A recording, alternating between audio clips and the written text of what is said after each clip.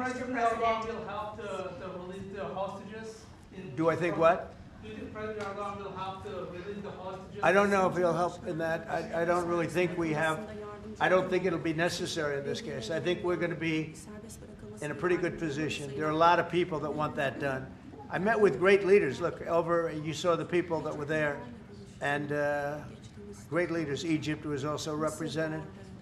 We met with the leaders of that part of the world, and they want to see if they can get something done. And I'm going to have to tell Israel, let's go. We want to get the hostages back. Everybody wants to see that war over with, by the way. Everybody. So we're going to see what happens. Mr.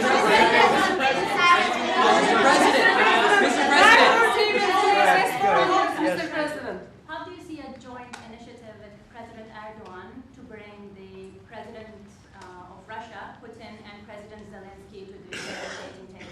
Well, I can tell you that President Erdogan is very respected by both of them. Everybody respects Erdogan. They really respect Erdogan. I do. And I think he could have a big influence if he wants to. Right now, he's very neutral. He likes being neutral. So do I like being neutral. But he's somebody that, if he got involved, the best thing he could do is not buy oil and gas from Russia. If he did that, that would be probably the best thing. He knows Putin like I know Putin. I thought Putin, I settled, as you know, 7 wars, and it's probably more than that if you really want to know the real facts, but 7 wars, and I thought this would be among the easier ones to settle. But I'm very disappointed in Putin. And he's been fighting hard, he's been fighting long, and they lost millions, they lost like 1 million soldiers. And you know, with all of the heavy bombardment over the last 2 weeks, they've gained almost no land. Think of that. They've gained almost no land. And I'm not going to ever call anybody a paper tiger, but Russia spent millions and millions of dollars in bombs, missiles, ammunition, and lives, their lives. And they've gained virtually no land. I think it's time to stop. I really do. Mr. President.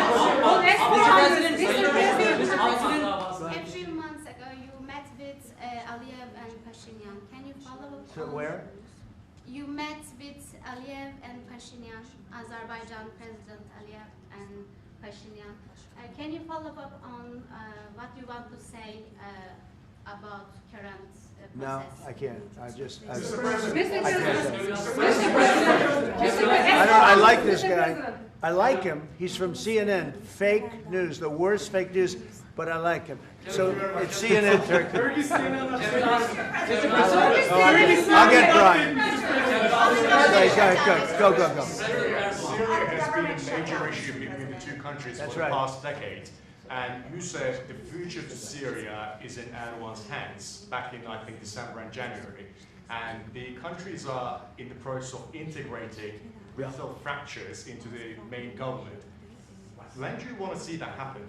Well, I think President Erdogan is the one responsible for Syria, for the successful fight in ridding Syria of its past leader. And I think this man is responsible. He doesn't take the responsibility, but it's actually a great achievement. They've been trying to do it for 2,000 years. I said, he does it. He did it. I mean, they're your surrogates. I think you should take the credit for it. I told him, take the credit. For 2,000 years, you've been trying to take over Syria. He took over Syria, and he doesn't want to take the credit. You know, all of those people are his surrogates. But the leader of Syria, the new leader, as you know, I took sanctions off in order to let them breathe, because the sanctions were very... Good afternoon and welcome to the Fox 5 Live Zone. I'm your host, Guy Lambert. We're going to take you immediately to the White House, where President Trump is meeting with the first of 2 world leaders today. In this case, I'm referring to the president of Turkey, President Erdogan. And President Trump have some, let's say, somewhat of a testy relationship. The two now sitting down and addressing reporters. Let's go ahead and take a live look in. I took, and the request also of the King of Saudi Arabia, it's very interesting, and Qatar. They said if you could take the sanctions. We had very strong sanctions. They couldn't have lived with those sanctions, and I took them off to give them a chance to breathe. But the president was one of the people that was responsible for that. He asked me to do it. I did it. President Trump. Mr. President, furloughs are very typical when the government shuts down. Why is the administration directing federal layoffs of federal workers this time around? Well, this is all caused by the Democrats. They asked us to do something that's totally unreasonable. They never change. They want to give money away to illegally, people that entered our country illegally. They want to give them massive federal money. And we don't want to do that because it means everyone's going to just keep pouring back. Right now we have absolutely perfect borders like you haven't seen in many years. Even better than I had great borders during my 4 years, but these borders are stone cold closed. You can only come into our country legally now. But the Democrats want to give it all away. They want to open up the borders. Take a look at that. Big thing. They want to open borders again. After what we're going through now, getting rid of prisoners, getting rid of all of these people dropped out from mental institutions, drug dealers, drug addicts, everything. They're putting everybody into our country. It's all ended now. But this is what Schumer wants. This is what the Democrats want. They want to have, and they want to take our money. We're doing well because of tariffs. We're doing unbelievable. We're making more money than we ever have made. And by the way, we're going to take some of that tariff money that we made, just to get off the subject for a second. We're going to take some of that tariff money that we made. We're going to give it to our farmers, who are, for a little while, going to be hurt until it kicks in. The tariffs kick into their benefit. So we're going to make sure that our farmers are in great shape because we're taking in a lot of money. We're finding, the other day, it was very interesting, they found $31 billion. They said, sir, we found 31. I said, you mean positively, right? They said, yeah, 31 million more than we knew. And they said, we don't know where it came from. I said, check the tariff shelf. They came back the following morning. They said, you're right, sir, it came from the tariffs. We've never seen anything like this. So what we're going to be doing is we're going to be taking some money from all of the tariff money that we've taken, and we're going to distribute it to our farmers until the tariffs kick into their benefit, which ultimately the farmers are going to be making a fortune. But it's a process of, it has to kick in. All right, maybe one more. Mr. President, there was another shooting at an ICE facility in Texas yesterday. Terrible. Detainees were killed. The FBI director posted on social media bullets that were engraved with the message anti-ICE. Right. He just posted another thing on social media saying they recovered a handwritten note from the subject that read, hopefully this will give ICE agents real terror to think, is there a sniper with AP rounds on that roof? Who do you hold responsible for the uptick in left-wing violence in the country? Radical left rhetoric. The radical left is causing the problem. They're out of control. They're saying things, and they're really dumb people. I mean, I look at Crockett. I look at some of these people. They're very low IQ people, actually. But the radical left is causing this problem, not the right, the radical left. And it's going to get worse, and ultimately it's going to go back on them. I mean, bad things happen when they play these games. And I'll give you a little clue. The right is a lot tougher than the left. But the right's not doing this. They're not doing it, and they better not get them energized because it won't be good for the left. And I don't want to see that happen either. I'm the president of all the people. But the radical left is causing this. Radical left Democrats are causing this problem. And it gets worse. It gets worse. And it'll be a point where other people won't take it anymore, and that will not be good for the radical left. And we don't want that. Okay, thank you. Mr. President, it seems like an indictment of James Comey is imminent. Would this be the first step in accountability for pushing the hoax of Russia, along with Barack Obama involved as well? Well, I can't tell you what's going to happen because I don't know. You have very professional people headed up by the Attorney General and Todd Blanche and Lindsay Halligan, who's very smart, good lawyer, very good lawyer. They're going to make a determination. I'm not making that determination. I think I'd be allowed to get involved if I want, but I don't really choose to do so. I can only say that Comey's a bad person. He's a sick person. I think he's a sick guy, actually. He did terrible things at the FBI. And, but I don't know. I have no idea what's going to happen. Thank you very much, everybody.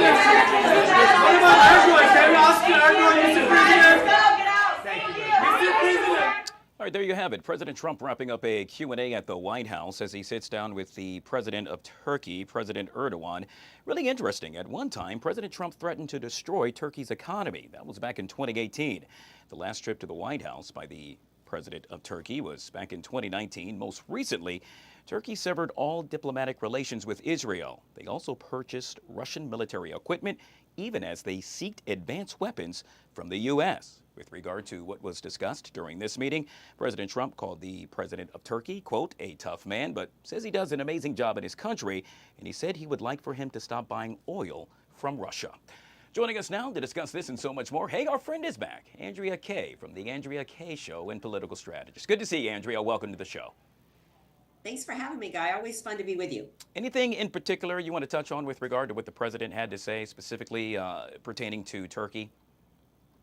Well, look, I just think it's so interesting that, and I love how in the lead up to bringing me on, you gave a little bit of an overview of the history. Only President Trump could go from, in 2018, threatening to destroy a nation's economy to inviting him to the White House a little 7 years later and going, let's talk. Let's see what we can do in terms of a deal here that might benefit both of our countries. Look, and that's because President Trump, whether he's talking about to Turkey or Qatar or the UK or giving an address at the UN General Assembly, President Trump always operates from a standpoint of America first. And he's willing to sit down and talk to anybody if he thinks that he has the possibility of brokering a deal that is for our betterment. And so we'll see what comes out of this meeting with Erdogan. We are all familiar with the art of the deal. In this case, we're going to move on to President Trump now vowing to crack down after shots rang out in Dallas yesterday. The sniper reportedly opened fire from a nearby rooftop, shooting 3 detainees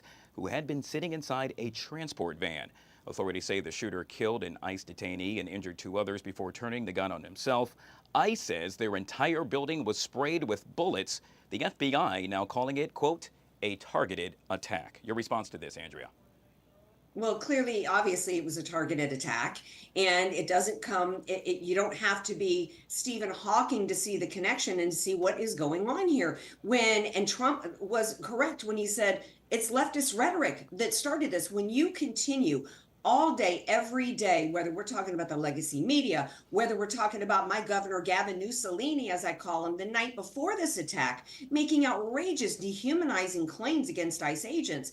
He said that ICE was going to show up at the polling stations and try to steal our elections. He had a rally where people at his rally called them masked gunmen who were going around kidnapping people. We've got Jasmine Crockett saying that ICE agents are like slave patrols when they've been referred to as Nazis and fascists. When you continue to use that kind of dehumanizing rhetoric against police officers and law enforcement, and this comes on the heels of years of this type of rhetoric, defund the police movements, Black Lives Matter dehumanizing rhetoric against police officers. Of course, some leftist lunatic is going to think that they're not only empowered to do this, but that they're going to be a hero because they're doing the right thing. Who wouldn't think that they're doing the right thing if we've got Nazi or slave patrols going around kidnapping innocent children? That's where the crackdown needs to be. And it needs to be within those that are making these outrageous, dehumanizing claims against law enforcement. Let's move on to the Trump Justice Department, which is moving to indict former FBI Director James Comey days after President Trump called for criminal charges. Comey is accused of lying to Congress back in September of 2020 over the agency's investigation into Russian interference in the 2016 election. Is this needed, Andrea? Well, yeah, it is. Because in the words of Hillary Clinton, Kamala Harris, Joe Biden, Barack Obama, nobody's above the law, right? We have Americans, 1,500? Many of which never even stepped into the Capitol, that were persecuted through prosecution when they didn't even commit crimes. And yet here we have the former director of the FBI, former U.S. attorney, who was busted allegedly in committing crimes. If you commit a crime as a private citizen, including lying before Congress, you go to jail. Didn't we have a Major League Baseball player years ago that was prosecuted for lying to Congress over steroids? Look, and lying to Congress is the smallest of the crimes that James Comey committed, at least as what it appears to be, when he was FBI director. He worked with the intelligence community to manufacture intelligence that didn't exist. He perpetrated and participated in lies to FISA courts in order to illegally surveil on Americans. Look, this was a conspiracy involving multiple people that involved trying to control the outcome of an election in 2016 and then set the stage for removing a free and fairly elected president of the United States. I'm not sure what charges they're planning to bring to him, but it's bigger than just perjury. Speaking of setting the stage, it appears that President Trump has set the stage for a 180. In this case, we now know that the Trump administration rehiring hundreds of federal employees the Department of Government Efficiency laid off. Now, a General Services Administration memo says some employees who lost their jobs under Elon Musk's cost-cutting efforts now have until the end of the week to accept or decline reinstatement. Is this egg on the face for the Trump administration? Absolutely not. Look, I come out of the private sector. I worked for large corporations like Fortune 25 companies, and routinely, regularly, we would have RIFs, right? Reductions in force, in which they would try to realign the organization, try to make it as lean and mean as possible. And many times people that were targeted for layoffs were rehired, including one of my best friends who was rehired 3 times by Xerox Corporation. So this is the kind of thing that happens in private sector all the time. And so I just hope myself, given the fact that we're $37 trillion in debt in this country, we're continuing to still spend way too much money and really fail ridiculous programs that are not really what the role of the government is. I just really hope that these people really should be brought back to federal employment. All right, as you just heard me state, and as we just saw, the president meeting with the president of Turkey. Later today, he will meet with the prime minister of Pakistan. But at some time, he's going to sit down and, well, take that pen and sign a deal. What will that deal actually pertain to? None other than your favorite, my favorite, TikTok, or as my mother calls it, TikToky. In this case, we know that President Trump plans to approve a deal for TikTok's U.S. assets to be sold to an American group. Now, the deal would declare a negotiated deal between TikTok's parent company and a group of U.S. investors that meet legal requirements. The deal is finally done, at least sort of, Andrea. Well, I'm hoping so, because I have been holding off on getting my own TikTok account, and I've been waiting to feel at least, I mean, our data is being stolen all day, every day by multiple different outlets and social media companies. But I've been holding off on TikTok until they got this kind of a deal done. And if I get my account, if your mom has an account, I'd like her to be the first account I follow. Well, in that case, I'll have to make sure she's watching, which she is. So I'm pretty sure I'll get a text with the thumbs up, and I'll let you know when that happens. Obviously, you'll know because you'll see her follow. Andrea Kaye joining us right here on the Live Zone. Folks that want to get a chance to not only follow you, but listen to you, how would they go about to do so? AndreaKayeShow.com. Thanks so much, Guy. Have a great rest of your day. You bet. Andrea Kaye joining us right here on the Live Zone. Well, it's still not clear what's going on inside the many ICE detention centers popping up across the nation. In Dallas this week, a gunman killed 1 detainee with a rifle and wounded 2 others before turning the gun on himself. To discuss those concerns and other immigration matters, we welcome longtime immigration attorney and founder of immigration law firm USA for All, Renata Castro, back here on the Live Zone. Always good to see you, Renata. Welcome back to the show. Always great to see you. Unfortunately, not yet to report on happy events. We'll get there. Yeah, we'll get there eventually, hopefully. In that case, we should start off by asking, did the shooting at the ICE detention center in Dallas this week surprise you in any way, form, or fashion? Not at all. And I don't think that this is necessarily a product of the very volatile political environment that we live in. I, as a practicing immigration attorney, have experienced firsthand how vulnerable these locations are when we as immigration attorneys have to go to these facilities with our clients. A lot of times we stand in line outside. There have been, for hours, there have been several reports of these locations throughout the United States violating local codes, fire codes, and really being a hazard to those who need to be there to fulfill a legal obligation. And I will go a step further. I think that the federal government is doing a really poor job at protecting the officers. When we look at the dynamics of this event, the immigrants who have been 2 wounded, 1 killed, I'm not surprised that they were hurt, but most importantly, it's almost impossible to identify in one of these locations who is the ICE officer and who isn't. They look like high school students in t-shirts and jeans and without any designation of their official role. And this just creates a lot of uncertainty for them. It's a safety concern for all of us, not just for immigrants, for anyone, including the officers who work at these facilities. And this isolated incident is not surprising, and I think it will actually become a sad, repeated reality as the immigration debate continues to rage throughout the United States. Yeah, Renata, it's truly troubling, but I want to focus on the immigrants yet again. In this case, how did we get to a point in this country where immigrants are portrayed in a negative light? Well, I think that the power of pressing a narrative repeatedly has the ability of making that sound like a truth. I remember not very long ago where being an immigrant and coming to the United States was a badge of pride, not because you broke the rules, but because you were coming here against all odds. And immigrants have been coming to the United States since before being the United States of America. We are the fabric that made this country the powerhouse that it is today. But there's this perception that there is an invasion at the border. There is no invasion at the border. There has never been. We do have a problematic, faulty immigration system that does not serve the United States of today. And it's about time we have a meaningful, educated discussion about what the United States can do better for its own interests and the protection of immigrants, so that we're not reporting on circumstances like this frequently in the future. Yeah, Renata, I'm curious, what are your clients saying to you, and are they concerned at all? My clients have been concerned since even before this event. The number of clients that I have personally, or that I personally represent, and that we have contact with, who are suffering from anxiety attacks, panic attacks, just really in a very vulnerable mental state. But it's also important to talk about their family members, their husbands, their wives, their American children, their employers.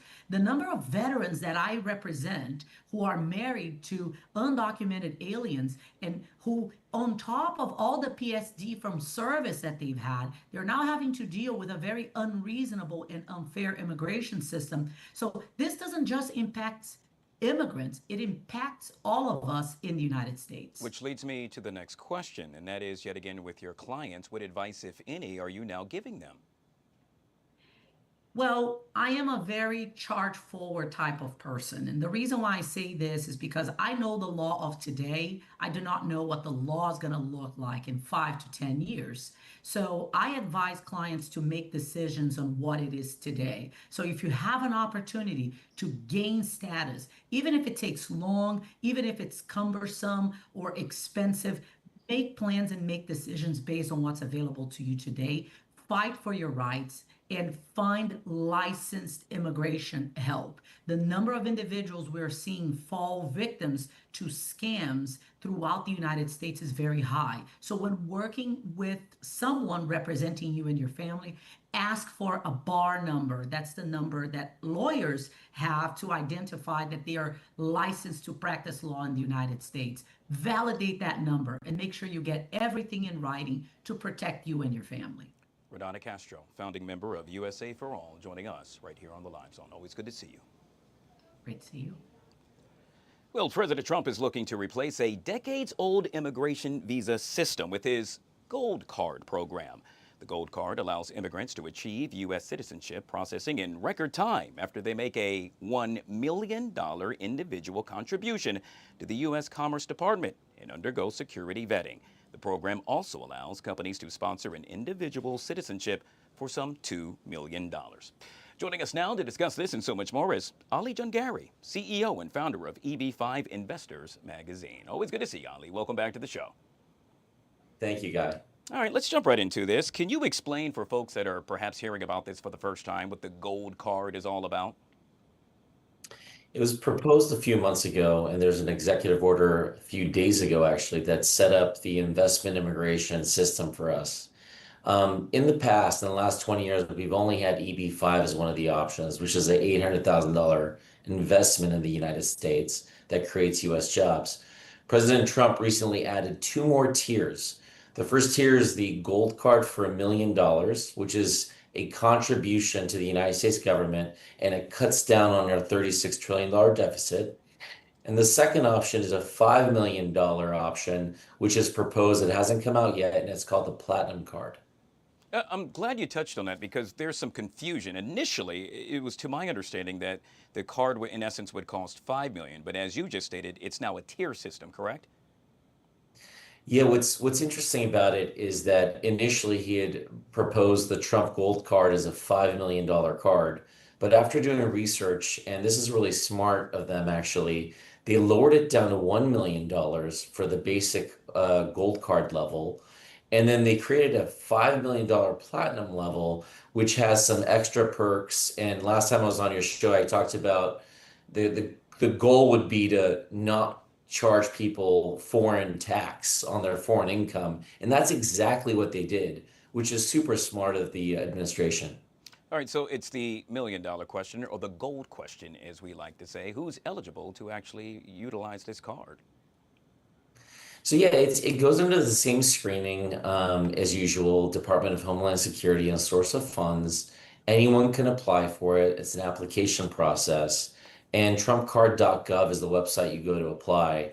It's one of the mechanisms and one of the things we're seeing is a form of investment and coupled with immigration into the U.S., which I think is great considering everything that's going on is we're actually using immigration as a positive thing to bring capital into the U.S. All right, Ali, I've yet to get that so-called American Express black card. I'm working on it, and hopefully one day I'll have it. But with that come major incentives. Yet again, the question has to be posed. Any incentives should one actually have access to the Trump Gold Card? You know, at the end of the day, what are we looking for here with immigration? The goal of immigration is to give people an opportunity, and it's also to benefit the United States.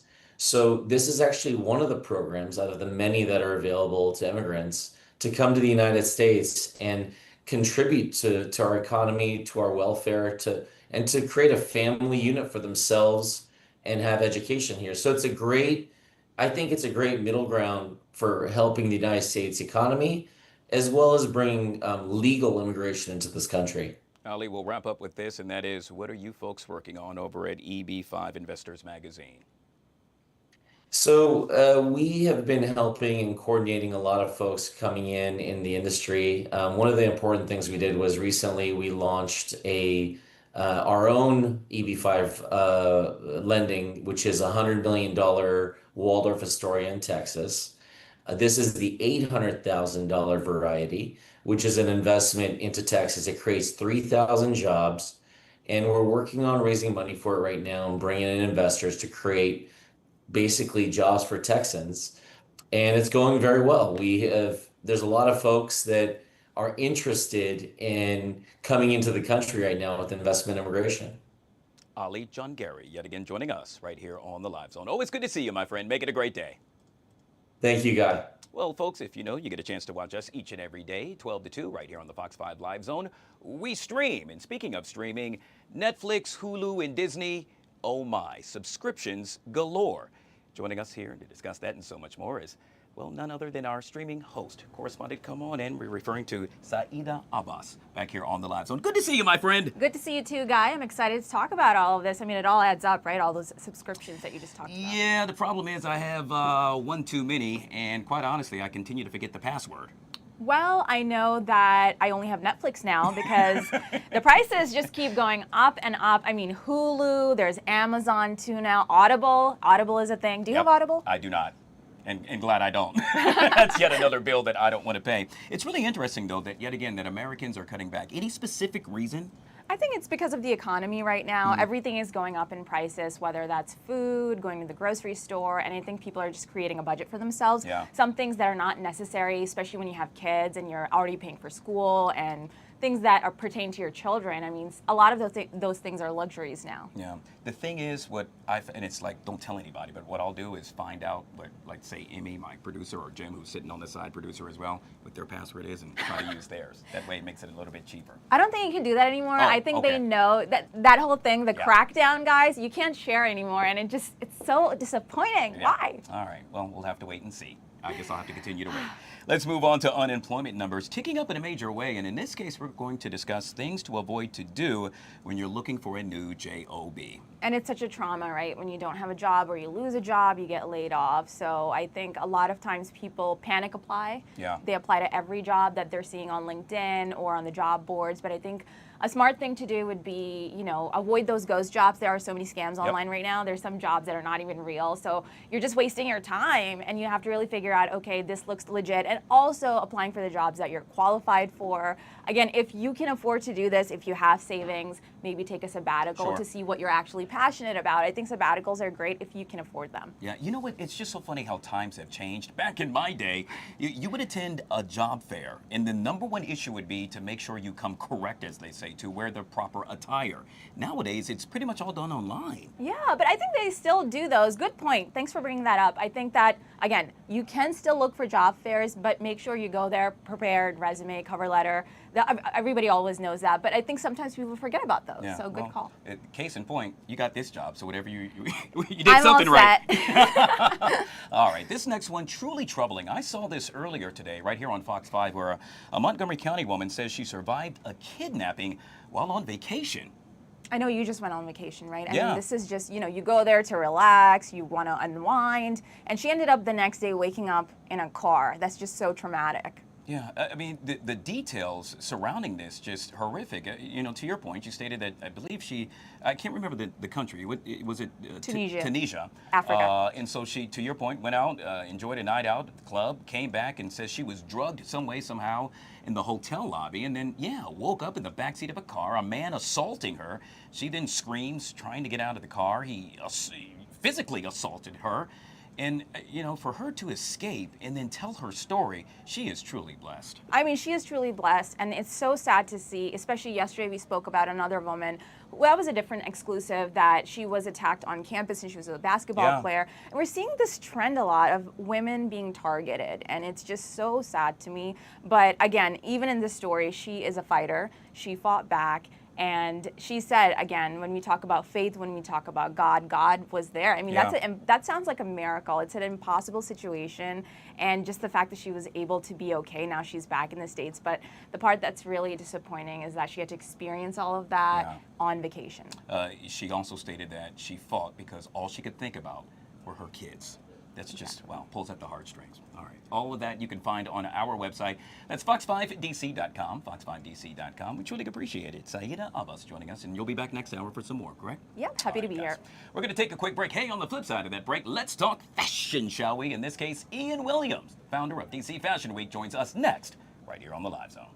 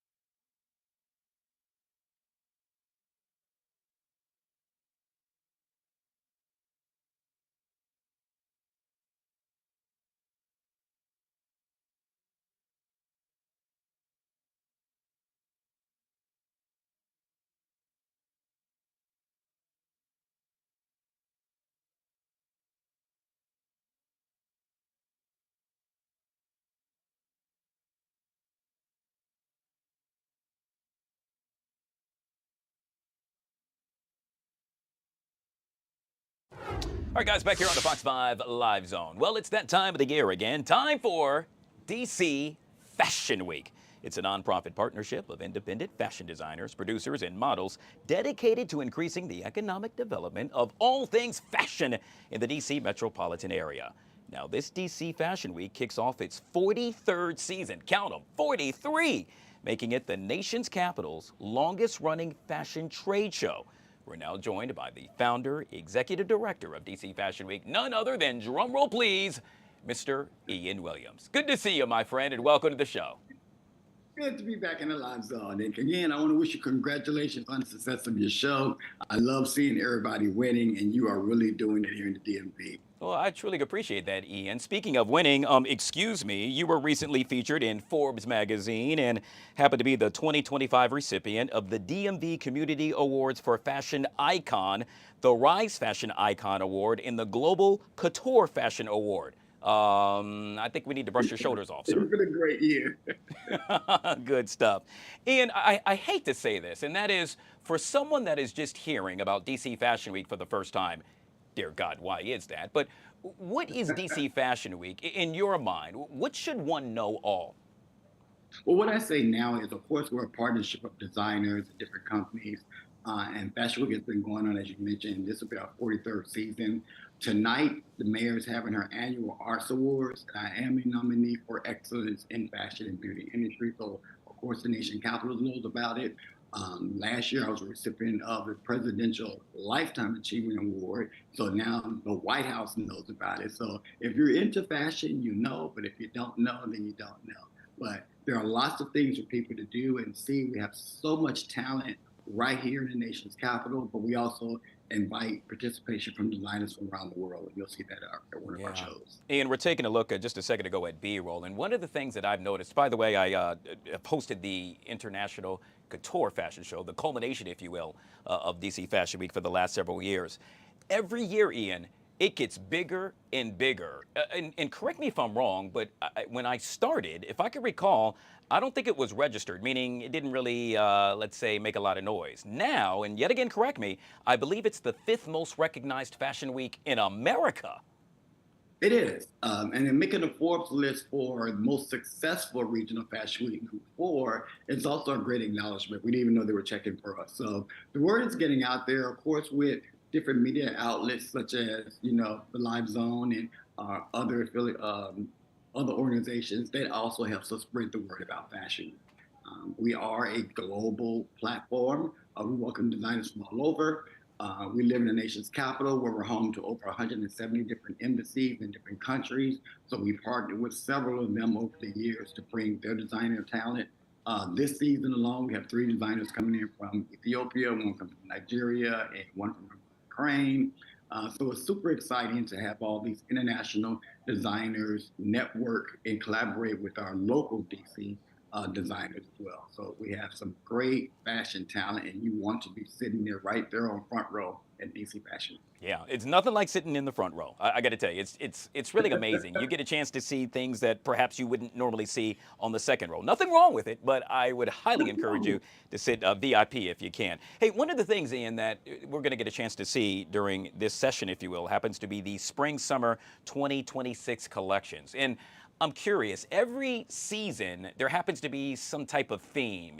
Can you give us a preview, any theme we should expect?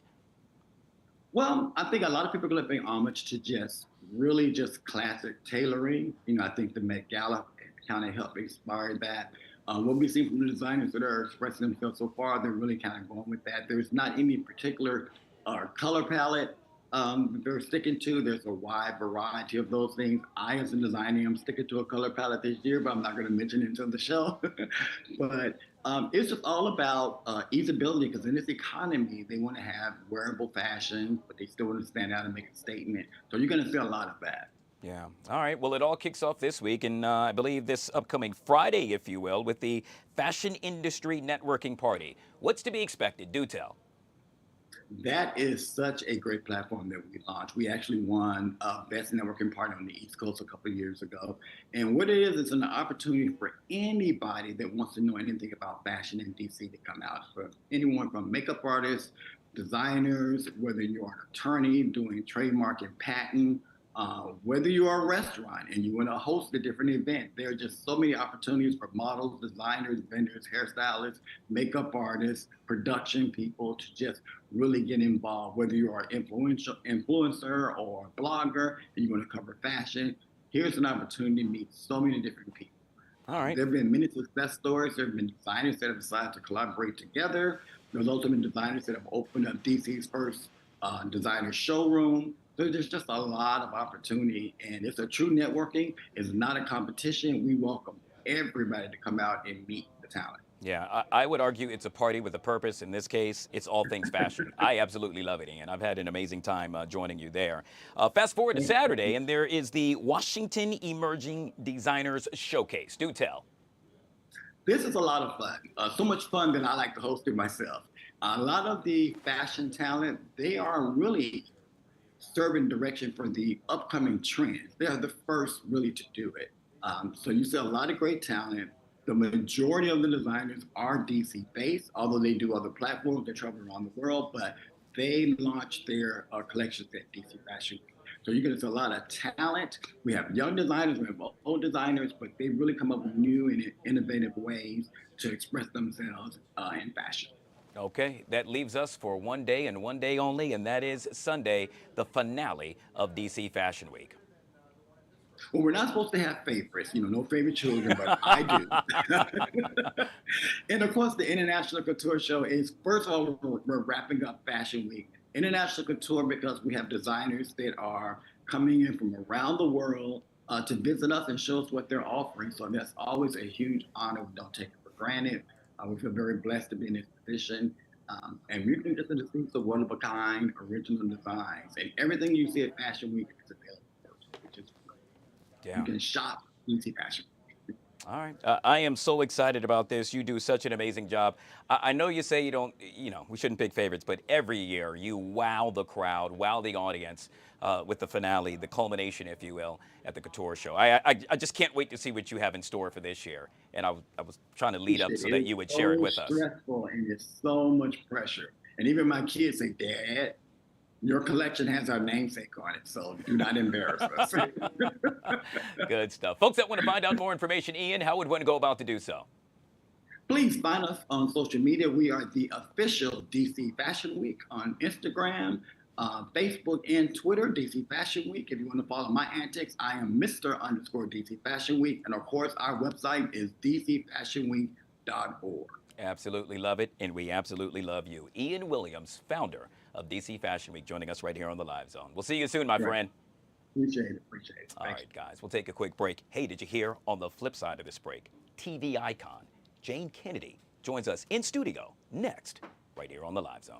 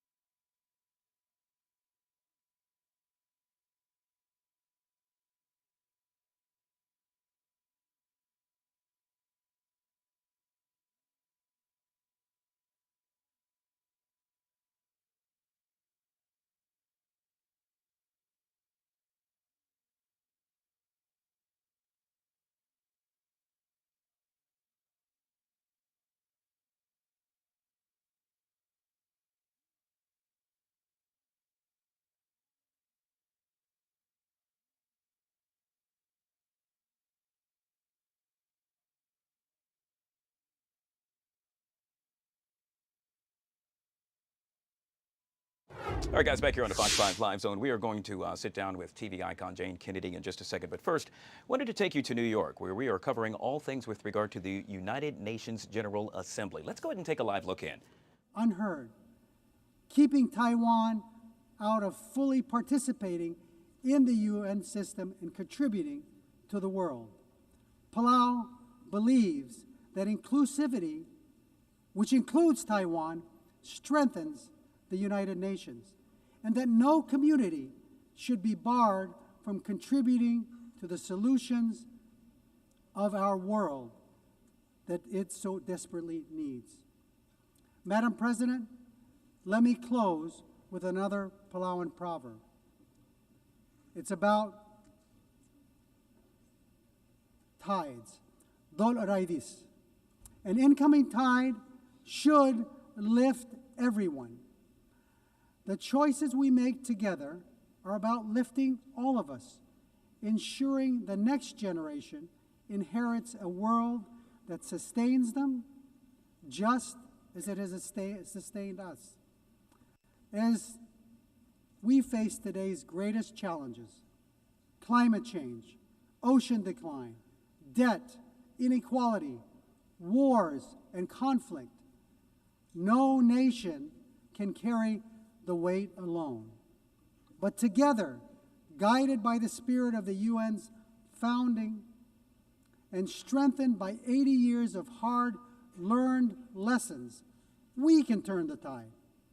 Let this assembly be remembered not only for the words we speak, but for the actions we take and for the resilience we build, the justice we uphold, and the future we secure for the generations yet to be born.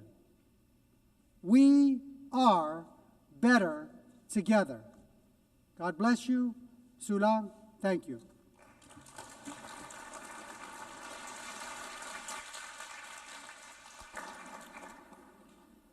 On behalf of the Assembly, I wish to thank the President of the Republic of Palau. The Assembly will hear an address by His Excellency Ilhamu Haydar Ogolo Aliu, President of the Republic of Azerbaijan. I request protocol to escort His Excellency and invite him to address the Assembly.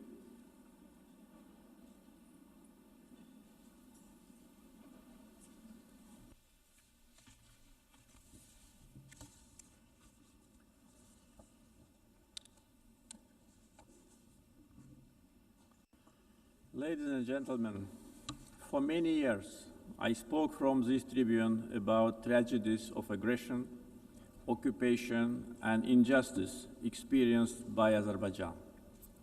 Today, I will speak about our long road to victory and peace, and a new era in Azerbaijan's history, about how we managed to end the occupation through a liberation war and how we won peace by political means. For nearly 3 decades, almost 20% of Azerbaijan's sovereign territory remained under military occupation by Armenia. 1 million of Azerbaijanis were expelled from their homes as a result of the policy of ethnic cleansing and war crimes conducted by Armenia. Their fundamental human rights were grossly violated. 4 United Nations Security Council resolutions adopted in 1993 demanded immediate, complete, and unconditional withdrawal of Armenian armed forces from the occupied territories. Sadly, Obviously, we will continue to monitor all things with regard to the United Nations General Assembly, currently taking place in New York City. During this segment, we'll explore the profound themes of love, duty, and sacrifice. In a world that often pulls us in different directions, these timeless values serve as the foundation of our humanity. Well, this next gentleman does this oh so well. You see the book right there on your TV screen, On Earth as It Is in Heaven. Oh, by the way, he happens to be a resident of Great Falls, right up the road. I'm referring to none other than Mr. Joseph Hawk, who now joins us on the Live Zone. Good to see you, sir, and welcome to the show. Thank you so much, guys. Pleasure to be here. It's always good when I get a chance to chit-chat with somebody that's from the hometown, if you will, home team, and I love that so much. In this case, the book surrounds all things with regard to love, duty, and sacrifice. For one that is trying to familiarize themselves with it, what exactly are you trying to get across? It's really a love story, and I think kind of a quintessentially American tale about two immigrants who meet in North America, come to the States, and end up creating a family here. But because of their cultural differences and the places they've come from, it's complicated. Yeah, it's so funny you use the word complicated. In this day and age, it can be complicated oh so many times. What inspired you, if you will, to really venture down this road and write the book? I would say it was largely inspired by my own parents' story, and I drew meaningfully upon my own personal experience. But there were also things that, questions I had, things that I never really knew answers to, and I used this as a way of filling in gaps, using my imagination to kind of tell a tale that spans actually a few decades. Yeah. One of the interesting things, and correct me if I'm wrong, is that you focus, if you will, on Christianity, Islam, American and Pakistani culture, virtue and sin, family and belonging. That's a wide gambit, if you will, and you combined all of them. The overall goal? It's really just to speak to what I think are some universal themes. I'm hoping, coincidentally, at the sort of moment that we seem to be in culturally, that it helps to build some bridges. And most of all, I hope it speaks to people. Yeah, well, it's going to speak to people in a major way. Whenever I get an author on the show, one of the things I absolutely love to do is pose the question, what is your favorite chapter and why? Oh, that's really hard for me to pick out of this one. I think it's 12 chapters or short stories, and I would say the first one really frames the story, and the last one, I think, sort of brings it all home. So I probably would have to pick either the first or the last, but I have to say I had great fun writing all the ones in between, the other 10, and I hope that people have as much fun reading them as I did writing them. It is so interesting. You finish one book and then you're off to the races working on so many other things, which include? Well, I still have a business career, and I'm working on M&A transactions in the helicopter industry, building a new platform, protecting the nation's infrastructure. I have a couple of other books in development. One is actually a cookbook called The Man Cave Guide to Cooking, How to Feed Your Family and Yourself with Love, to try to demystify cooking for men in particular, since I'm our household's primary cook. And I'm, I would say, stalled 2/3 of the way through a sequel to American Justice that I've tentatively titled Redemption. Wow. A man of many talents, I should say. Real quick with regard to the cooking aspect, griller or in the kitchen? In the kitchen. Really? Yeah. Wow. I mean, I obviously know how to use a grill, and I will, but most of the instruction I'm offering is stovetop and oven. Okay. I got to pick up that one as well. In the meantime, I'll pick this one up. Take a look at it again. You see it right there on your screen, On Earth as it is in Heaven, and it's authored by none other than Mr. Joseph Hawk. Folks that want to take a peek at it and grab it, how would they go about to do so, sir? Thank you. You can do it on Amazon, and Pegasus, the publisher in the UK, has a link that you can get. I've got some Facebook posts out there, and I think if you search on the web, you'll find it. Yeah, easy as 1, 2, 3. We truly appreciate you coming on the show. Thank you so much for having me, Guy. We'll take a quick break, and we'll be right back.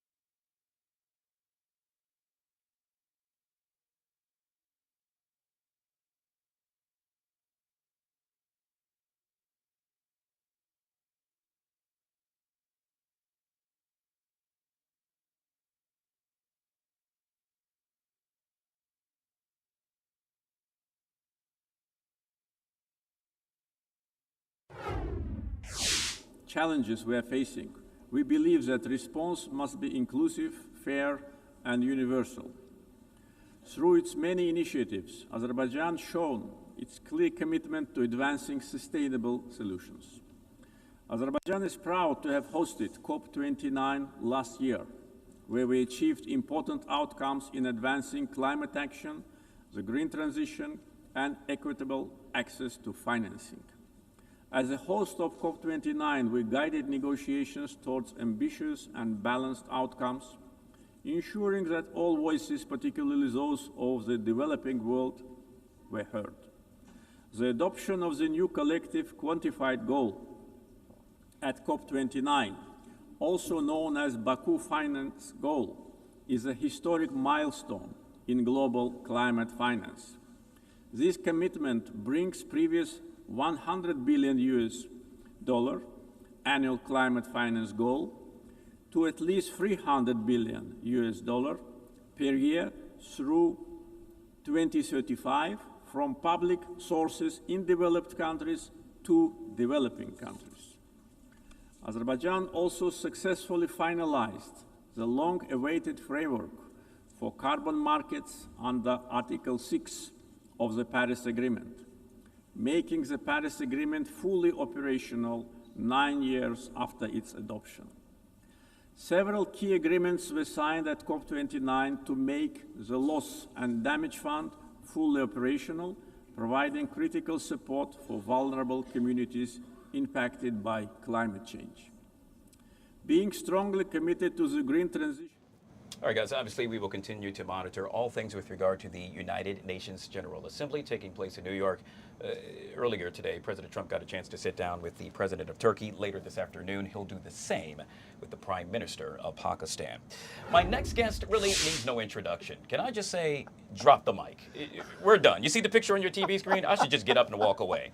Why? I'm talking about crowned Miss Ohio back in 1970 and blazed trails 8 years later as a correspondent on CBS's The NFL Today.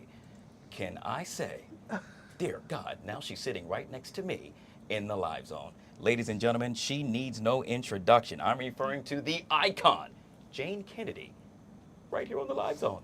Good to see you, Jane. Thank you so much. Thank you so much. I appreciate that. It's very few times that I'm in awe, and this happens to be one of the times that I am truly in awe. You are an icon. No way. Yes. Why would I not? First and foremost, you know all things TV, and we are now the year 2025. Yes. This is what it is, all digital. It's Isn't completely it crazy? different. It's totally crazy. Yeah. When we did the NFL Today, we would often have people, you know, like we're on the desk. Sure. And it didn't look at all like it looks now. I don't know if you saw the special. I perused. The one that just ran, yes. Mm-hmm. And so they were talking about how they went back in time and the brown background and all. But what they didn't show was we got our notes being handed us under the desk, or you know, like behind our hip. You know, something's coming at you. Here's a note. You got to catch up on this, because we didn't have anything. You know, we had the earpiece. Sure. To the director, but that was it. And on my very first show, I'm getting ready to do the countdown into my segment, which is 3 minutes, and I hear 6, 7, 8. Jane, you're going to have to fill the tape machine just ate your tape. And guess what? I bet you did it, and you did it oh so well. I did, because it was on Cleveland. I'm from Cleveland, so, and I know I knew Coach Ritigliano. Yeah. So that made it very easy for me to fill the 3 minutes. I'm so glad you touched on that. As you can see, we don't have a prompter here, and so obviously one has to familiarize themselves with the guests to make sure that they are up to date. You don't want to mess it up.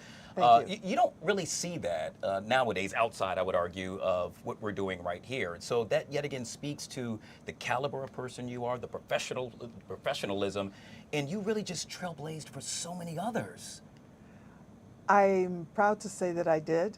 Didn't know it at the time, because there was no social media. There was no Instagram. There was no Twitter. There was no way to compare, you know, how you're progressing in your industry. You just did the work. And I was blessed enough to be able to be one of the people that worked consistently. Sure. Not at the beginning. I mean, well, yes, I got a job. I was only 2 months in gosh. Los Angeles. And I was there. Let me finish my other statement first. But, you know, I didn't have the opportunity to have all of the outlets that we have today to measure your level of success. Back then, I was just working, and I was just putting in the hard work as best as I could, because I wanted everybody to know that I was real, that I was not a Miss Ohio candidate. You know, yes, I had won Miss Ohio because my mom submitted me, not me. I'm more proud of the fact that I became Vice President of the United States at Girls Nation.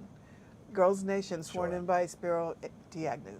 So, you know, and I'm here during this week, and the BCC, the Congressional Black Congress, is having their event, and I will be a part of that tomorrow. Wow. So this is all wonderful to me, and this is hometown for me. Yeah. I was born Welcome here. home. Thank Welcome you. to DC, as they say.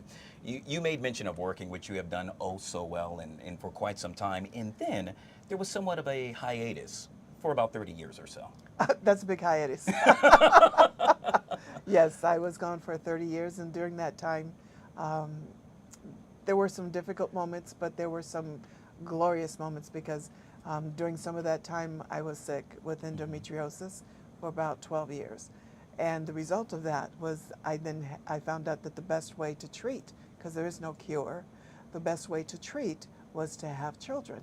And I have 3 amazing daughters and a stepdaughter, Cheyenne, Savannah, Copper, and Zaire, and they have filled everything in my life to this point. And that's just the biggest gift that I've ever had. Yeah. And but there's also been, you know, ups and downs, and I just decided that I was going to be able to contribute as much as I could, because I gained so much weight that I wasn't really what you would call high Hollywood prototype at that time. And I'd gone into a state of depression. And I remember walking into the airport one day, and one guy said, "Hey, there's Jane Kennedy." And the other guy looks around and he says, "Nah, she's too fat to be Jane Kennedy." And, you know, those things, they kind of spurred me on to finish the book. And by finishing the book, it also meant that there would be a release of the book, which meant then I had to get in shape. And so I've lost 70 pounds. Wow, congratulations. And I'm looking forward to losing more. Thank you. What an amazing story, and thank you for sharing that, because there are so many others that are perhaps experiencing something like that and don't have an outlet, and or don't have someone that maybe has gone through the same thing. And for you to share that story, perhaps they too will feel it just a little bit better. You made mention of the book as well. It's entitled Plain Jane. Plain Jane. You know, it's so funny. I love the title. Why? Not because it's just plain, but it's very catchy, if you will. At what point did you say, you know what, I'm not only going to do this, but I'm going to finish it? Wow, okay, that's a great question. Nobody's ever asked me that before. So they always say, why did you do it? But they say, why did you finish it? Because I did go through years of just vomiting stuff, you know, on paper. And I just wanted to get everything out of my head, because it was a challenging time for me at that point. I didn't know who I was anymore. And as long as I was mom with my girls, I was fine. But me on my own, I didn't know that person. And so writing became a tool for me. And I suggest that for everyone, because no matter what you're going through, when you write and your thoughts on paper, they become real. And, you know, then I find out, here I am now with a book deal years later, and then I'm asked by Audible to read the book. Wow. That was the ultimate. Because not only am I telling my story in my own words, because so many people have told the wrong story about who I am, but now I'm able to actually read the story and people will hear it in my own voice. Wow, that's amazing. And by the way, who would not want to hear a book from Jane Kennedy? I mean, I would just, okay, let me rewind that chapter again just so I could hear your voice. Wow. Oh my God. You pronounced the word also well. That. That's a bonus, thank you. One of the things that I also love, and correct me if I'm wrong, but you stated it happened to be Oprah that really helped you out through your tough times. Is that the case? Yes, it was. It was in 2010, and I started writing in 2000. And I had gone to her for advice. And she was willing to help as much as she can. She said, I have 20 minutes. Wow. So I went to meet her at her hotel, and we were both in Los Angeles at the time. And the 20 minutes turned into 4 hours. Wow. 4 hours, and I cried, we laughed, and she told me the story about how when she used to see me on television on the NFL Today, and she would jump up and down, she would jump up and down and scream, "Color people on TV, color people on TV." That's how powerful that, just being that one person on the desk of the NFL Today, it opened doors for so many black women and men. Opened doors for so many in all different fields. People have told me, I used to make my daughter sit in front of the TV and watch you every Sunday, and I would tell her, if that black woman can do this, you can too. Wow. You can do anything you want. All right, Jane, you're going to make me cry. Okay, I got tissues somewhere. that is an amazing story. At some point, and I'm not being morbid, but at some point we will all no longer be here. Yes. What story do you want to be told when they say Jane Kennedy? Gosh, that's a hard one. The first thing that comes to mind is my daughters and the importance of family. And one of the things that I also realized is my family, it's not about me. I started writing this in 4 quarters. Jane Harrison, which is the Harrison family. Sure. So many Harrison family members in this city, and I was born here. But you know, my cousin is here with me. My other cousin is here with me today, and they support me all the time. But that Jane Harrison part of me, I wanted that to be significant, because people, they say, no, we only want to know about the Hollywood stuff. But that's not me. Plain Jane is Jane Harrison. And so then when I came to Hollywood and I got married, then it became Jane Kennedy. And then when I got divorced and married again, started my family, then that chapter is about, that segment of the book is about Jane Overton, mom, and how proud I am of my daughters. And then the 4th part was supposed to be about finding me, no longer looking at me as a mom, a daughter, a sister, a brother, whatever it was. There wasn't going to be an eye on Jane anymore. It was going to be plain Jane, just me. But when I got to that part of the book, I realized that that wasn't the truth. I am a combination of all things Jane, of all generations, of my great, great, great grandmother and grandfather who were sold. She was sold from the plantation in Virginia to the Harrison plantation in South Carolina. Wow. With her 2 children for $1,250. And I have that bill of sale. Our family has it, and we put it in our family reunion yearbook every time. And so we have that part of me. And that's when I realized that I'm standing on the shoulders of all these generations of Harrisons and Thompsons, my mom from the tobacco field. I have a fragrance that's coming out now too. It's called Jane Kennedy Sun and Jane Kennedy Moon. And part of developing the essence of the fragrance was that we added tobacco leaves from Virginia into the fragrance. So all of what I am is a combination of all that I will be. And I know that I have more to live for. I had gotten to the point where I was sitting in my home a lot. I don't have a lot of friends. I didn't go out a lot. But that's not me, and I finally realized that. And being on this book tour has made it even more so visible. I just love my work, and I was dreading the time that I wasn't able to do that work. And now I'm enjoying what God intended for me, to continue doing my work and maybe giving some messages of hope. It's not only wanted, it's needed. And especially in these times. I agree. And one thing's for sure, you are definitely more so than just plain. The name of the book is Plain Jane. We've been joined by none other, icon, ladies and gentlemen. This is Jane Kennedy. Thank you so much for coming on the show. Thank you. Thank you. It's my pleasure. Continued success. Thank you so much. Thank you for having me. You're welcome. All right, folks, we'll take a quick break. We'll be right back.